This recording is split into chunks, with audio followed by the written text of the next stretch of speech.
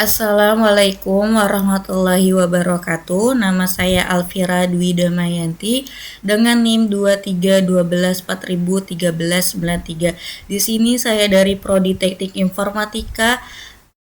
Video ini merupakan tugas UAS mata kuliah data minim dengan judul prediksi customer truth menggunakan algoritma decision tree. Ini tabelnya. Data yang saya gunakan adalah data pelanggan sebuah perusahaan telekomunikasi yang berisi 7.043 baris data dengan berbagai atribut seperti jenis kontrak, layanan internet, lama berlangganan, hingga status berhenti berlangganan atau truth. Lalu tool yang saya gunakan untuk mengolah data ini adalah Python, dijalankan melalui Google Colab. Langsung aja kita ke Google Colab-nya. Ini tampilan Google Colab punya saya. Di sini langkah pertama saya menginfo library yang dibutuhkan seperti Pandas, Matplotlib, dan Sktlin untuk membangun model decision tree. Lalu next saya upload file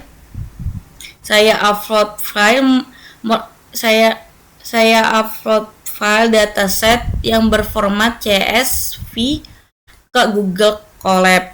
Lalu next, setelah file berhasil terupload, saya menampilkan 5 baris data teratas untuk melihat struktur datanya. Terlihat data ini memiliki 21 kolom dan 7.043 baris. Seperti ada yang digambar ini. Lalu jenis kontrak hingga kolom truth yang menunjukkan apakah pelanggan berhenti berlangganan atau tidak, seperti yang ada di tabel ini. Lanjut ke tahap pre-processing. Masuk ke tahap pre-processing atau pembersihan data. Pertama, saya mengecek apakah data yang kosong atau miss value. Saya menemukan kolom total chart ternyata terbaca sebagai teks, padahal seharusnya berupa angka. Ini saya perbaiki dengan mengubah data menjadi numerik dan mengisi nilai yang kosong dengan nilai yang medium seperti yang di ini.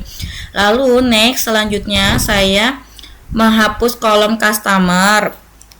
Ini saya menghapus kolom customer ID karena kolom ini hanya berisi ID unik, pelanggan tidak memiliki pengaruh terhadap prediksi seperti ini.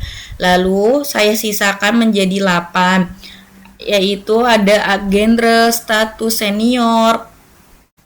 senior, terus lama berlangganan atau tenur, jenis kontrak, jenis layanan internet, biaya bulanan, total biaya, dan metode pembayaran, dan dengan truth sebagai target atau label yang akan dideskripsikan. Lalu karena algoritma decision tree membutuhkan input berupa angka, saya melakukan encoding. Nah, tampilannya seperti ini. Encoding untuk mengubah data kategori seperti yes. Kita ubah seperti yes.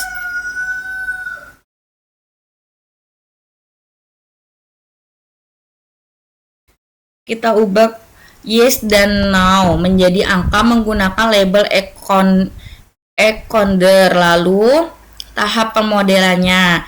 Setelah data bersih dan siap, saya memisahkan data menjadi 2 fitur. Seperti ini tampilannya, dua bagian fitur atau atribut prediktor yang disimpan dalam variabel X. Nih seperti ini, variabel X, dan target yaitu truth yang disimpan dalam variabel Y. Seperti yang ada di gambar ini. Lalu data kemudian saya bagi menjadi data latih sebanyak 80%. Oke, kita bagi 80% dan data uji sebanyak 20% menggunakan fungsi train test spill. Oke, lanjut. Saya melatih model menggunakan algoritma. Selanjutnya saya melatih menggunakan algoritma discrete train model ini mempelajari pola data latih untuk mengenal karakteristik pelanggan yang cenderung berhenti berlangganan. Ini tampilannya seperti yang ada di gambar ini. Lalu tahap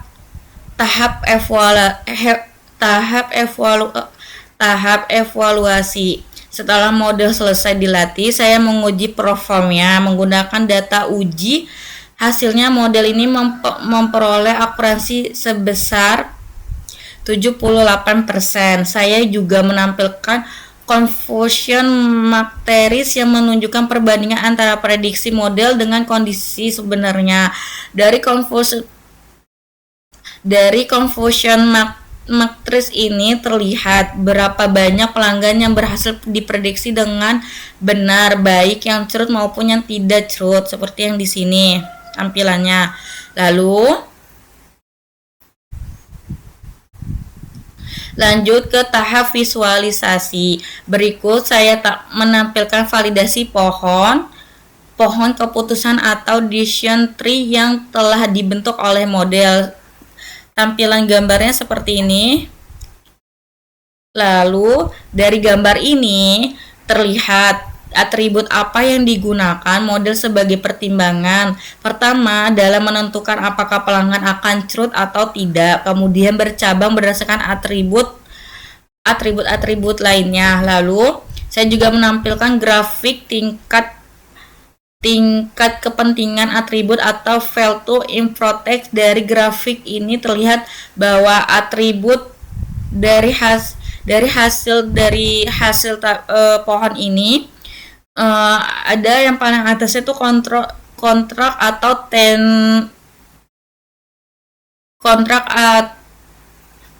tenur adalah faktor yang paling berpengaruh, ya kan? Nah, seperti ini nih. Contohnya, yang paling atas itu ada kontrak, lalu di bawahnya itu ada tenur. Adalah faktor yang paling berpengaruh terhadap keputusan pelanggan untuk berlangganan. Seperti ini contoh tabelnya, bisa kalian lihat sendiri.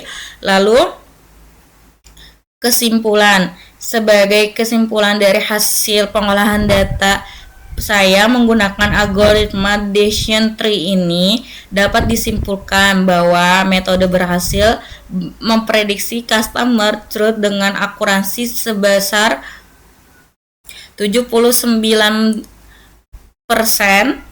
Model ini dapat dimanfaatkan oleh perusahaan untuk mengidentifikasikan pelanggan yang beresiko berhenti berlangganan sejak dini, sehingga perusahaan dapat mengambil langkah strategi retensi pelanggan yang lebih tepat sasaran.